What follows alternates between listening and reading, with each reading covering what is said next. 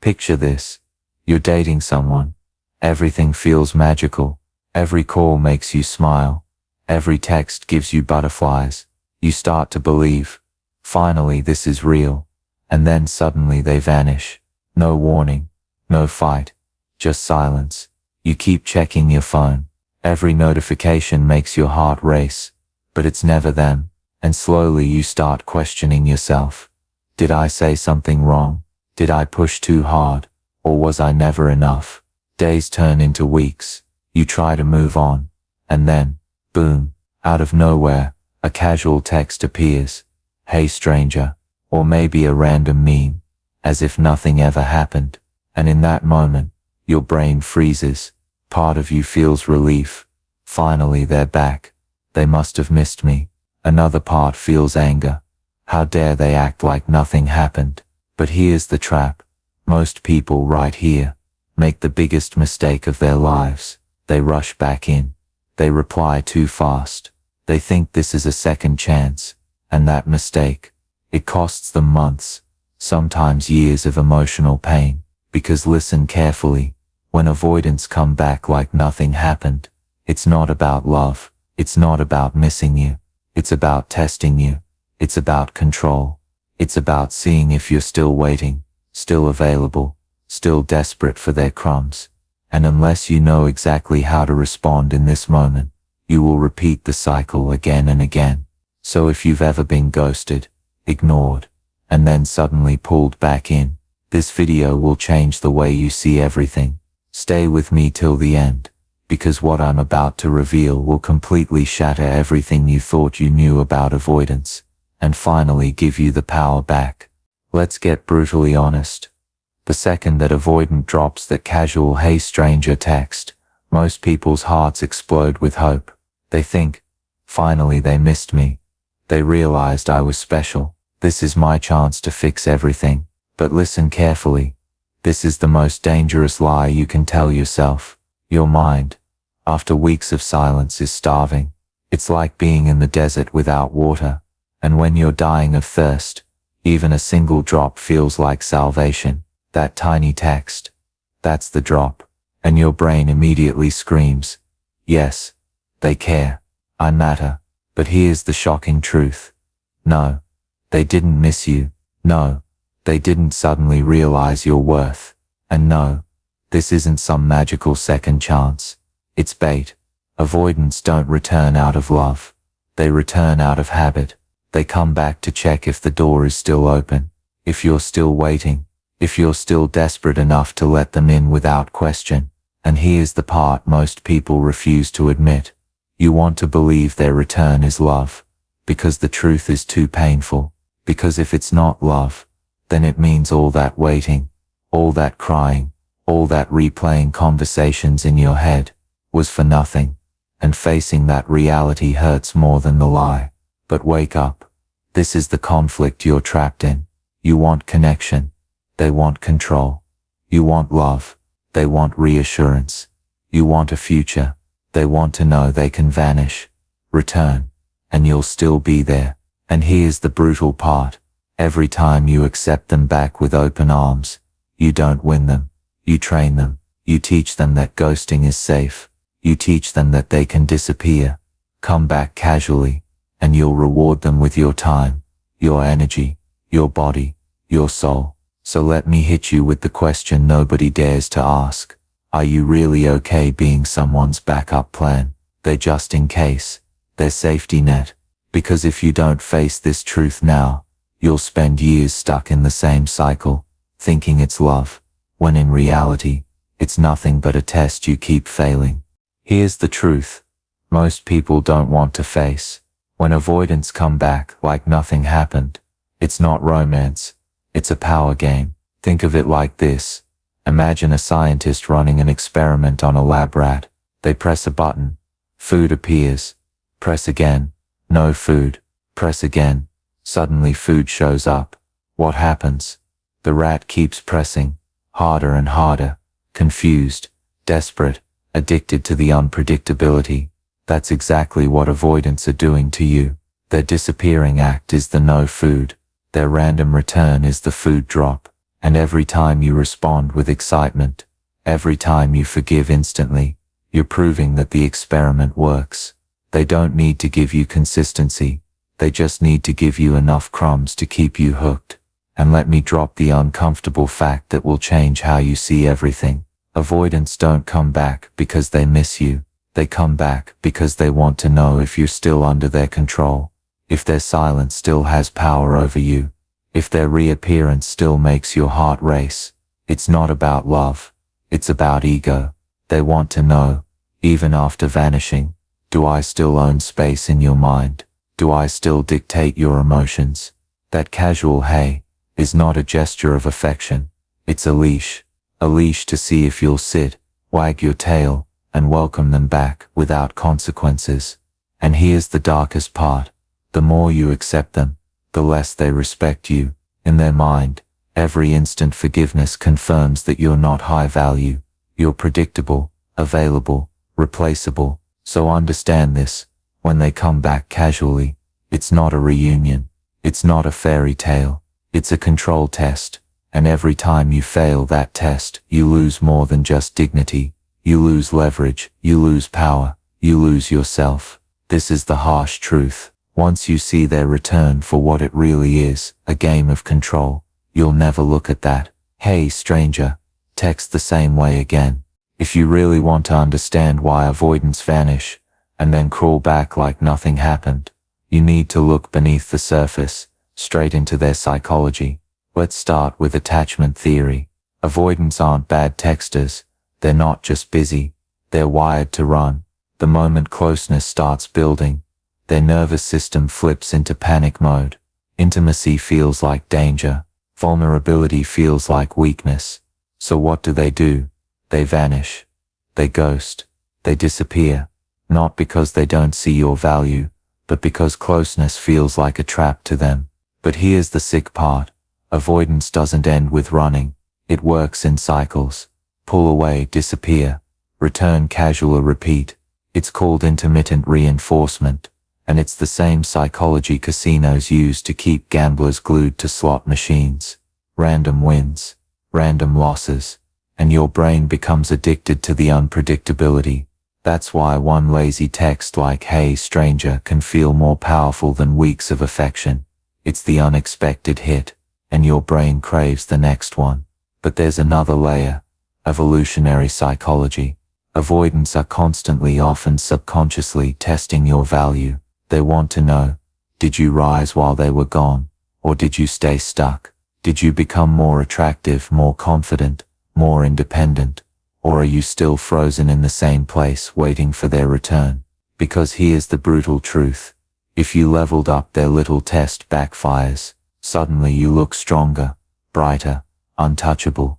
But if you stayed the same, or worse, if you declined, they get the ego rush. I still own this person.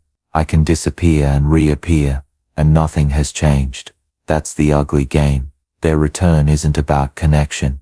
It's about control, ego and curiosity. And you're stuck in the reinforcement loop, addicted to crumbs of validation that feel bigger than they are. And here's the part nobody tells you. Your brain isn't weak for falling for it. It's biology. Intermittent rewards are the most addictive force on the planet. Stronger than money. Stronger than fame. That's why you feel powerless every time they resurface. But the second you see this pattern for what it really is, not love, not fate, but psychology, you break the spell. You stop being the lab rat pressing the button, waiting for crumbs, and start being the one holding the power. Now here's where things get really interesting. Avoidants don't come back with grand gestures. They don't show up with flowers, tears, or heartfelt apologies. No, they come back with patterns, predictable scripts they've used before, and will use again. And once you learn to spot these patterns, you'll never see their return the same way. Let me break down the 3 deadliest ones. Pattern 1. The random ping. You're living your life, maybe even healing, then out of nowhere, ding, a random meme in your inbox. A 2-word text, "Hey stranger." No context, no explanation, just crumbs. And your brain lights up. Why? Because it's been weeks, maybe months, and suddenly they're back. But here's the trap. It's not real connection. It's bait. It's a hook to see if you'll bite. They're not saying I care about you. They're saying, am I still in your head? And if you respond with excitement, you've already failed the test. Pattern 2. The fake casual catch-up. This one feels warmer, safer. They slide in with lines like, just thought of you, or remember that one time we. On the surface it sounds nostalgic, even sweet. But look closer. It's strategy. They're creating just enough emotional pull to lower your guard, without ever addressing the truth. They disappeared. Notice how they never say, I'm sorry.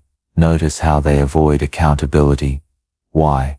Because their goal isn't reconnection, it's reassurance. They want to know, can they disappear and still come back without consequences? Pattern 3. The attitude test. This is the real game changer, because at this point, it's not about what they say, it's about what you do. They're watching your every reaction. Do you instantly forgive? Do you laugh it off, act like nothing happened, and open the door wide again? If yes, you've confirmed their power. You've shown them the loop still works. But if you hold your frame, if you stay calm, detached, and refuse to play pretend, you break the cycle. You disrupt their script. And trust me, nothing unsettles an avoidant more than losing control of the script they thought they owned. Here's the harsh reality. These aren't gestures of love. They're not spontaneous. They're not heartfelt. They're scripts. Pre-programmed behaviors designed to keep you spinning in the same cycle of pull, disappear, return, repeat. And every time you fall for them, you reinforce the game. But once you see the patterns, you're no longer a participant. You're an observer. Suddenly, that "hey stranger" doesn't feel flattering. It feels pathetic. That fake nostalgia doesn't feel romantic. It feels manipulative. And that test of your attitude doesn't shake you. It empowers you. Because the moment you spot the script is the moment you stop playing your role in it. And when you stop playing, the entire performance collapses. So remember this. Every meme, every lazy text, every fake casual catch-up, it's not a reunion. It's not love. It's not fate. It's a test. And the only winning move is refusing to play. We've talked about the patterns. Now let's make it brutally real, because this is where most people either pass the test or fail it miserably.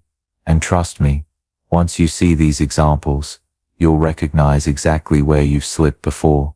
Example 1. The low value reaction. Imagine this. You've been waiting, wondering, overthinking, 2 months of silence.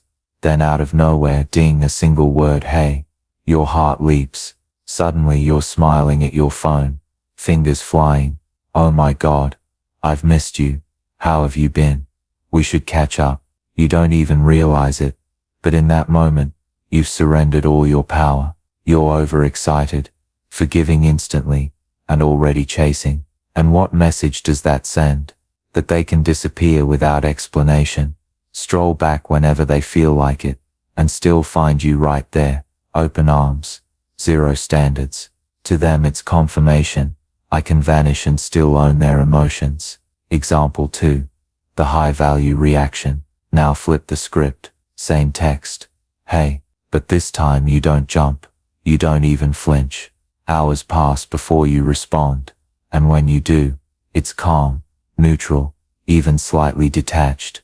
Hey, hope you're well. No chasing, no flood of emotions, just composed. Minimal energy. This response does something powerful. It unsettles them. Suddenly, their script doesn't work. The leash they thought they had, gone slack. They don't feel in control anymore. And that tiny shift flips the entire dynamic. You've proven you're not desperate for crumbs. Mini story. The attitude test in action. Let me paint you a scene. An avoidant disappears for 8 weeks. No texts, no calls. Then out of nowhere, just thought of you today. A low value response. Oh, that's so sweet. I was thinking of you too. I'm glad you reached out. Boom, test passed in their favor. They got validation without effort. But the high value reaction. calm, short, centered, something like good to hear. I've been busy. That's it. No gushing, no chasing. You didn't slam the door, but you didn't roll out the red carpet either. And that's how you pass the attitude test, by refusing to reward bad behavior with desperate energy. Because here's the truth. Every single response you give is feedback. Either you're training them that vanishing has no consequences, or you're showing them the script no longer works on you. And once they realize the script is broken, the control game collapses. Alright, let's cut the fluff. You've seen how they vanish, how they test, and how most people crumble the moment avoidants come back like nothing happened. Now it's time for your battle plan. Because if you don't have one, you'll slip right back into their cycle. Here's the iron rule. Every time they return, you're either training them, or you're taming them. And that training happens through your reactions. So let's lock in the do's and don'ts that separate the weak from the strong. The do's: your power moves. 1. Stay neutral always. When that hey pops up on your screen, don't light up like a Christmas tree. Don't ice them out in anger either. Neutrality is your weapon. Think of it like playing poker. You don't show your cards. You don't show your emotions. Calm, collected, unreadable. 2. Put your growth on display. The biggest test is not in your words. It's in your life. Have you leveled up since they left? If your body, mindset, lifestyle and vibe scream growth, their old script doesn't work anymore. Nothing crushes their illusion of control faster than realizing you're no longer standing still.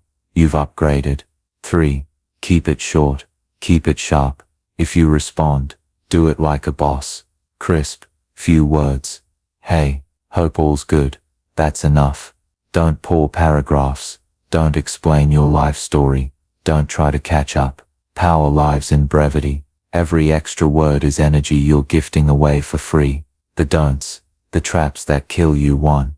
Don't jump back like nothing happened. The second you respond instantly with excitement, you've failed the test. You've confirmed you were waiting by the phone. Delay your response. Show you have a life beyond their text. Because when you act like your world spins on their message, you hand them the keys to your emotions. 2. Don't leak desperation. Avoid gushing. Avoid nostalgia. Avoid "I missed you so much." That's blood in the water. And trust me, avoidants smell it instantly. Desperation is the one thing you cannot afford. It reactivates their cycle of pull, vanish, repeat. 3. Don't try to win them back. This is the biggest trap. You don't prove your worth to someone who walked away. The moment you try to win, you've already lost. Because you've stepped into the chaser's role. Your mission isn't to win them. Your mission is to win yourself back. Here's the bottom line. Avoidants aren't coming back for closure or love stories. They're coming back to test if they still own space in your head. And every reaction you give either reinforces their script or shatters it. So your action plan is simple. Stay neutral, stay growing, stay short, and never ever look desperate. Because the moment you do this consistently, you flip the game. You're no longer reacting to their return. You're rewriting the rules of the entire relationship dynamic. Listen carefully, because this is the part most people never understand. You don't win avoidance by chasing them. You don't win by replying faster, proving your worth, or begging for their attention. That's exactly the trap they set for you. That's the game they want you to play. The real victory. It's when you show them their absence didn't destroy you. It's when your silence is louder than their words. It's when your growth is so undeniable that their old script doesn't even touch you anymore. Think about it. Every time they reappear, they're not coming back for love. They're coming back for reassurance. Do I still have power over you? And every time you react with excitement, with desperation, with longing, you hand that power back. But the moment you stop, the moment you respond, calm, neutral, strong, the moment you prove through your life that you've leveled up, that's when the cycle breaks. That's when you reclaim your power. That's when you win. Because the truth is, you never needed them to complete you. You only needed to remember your own worth.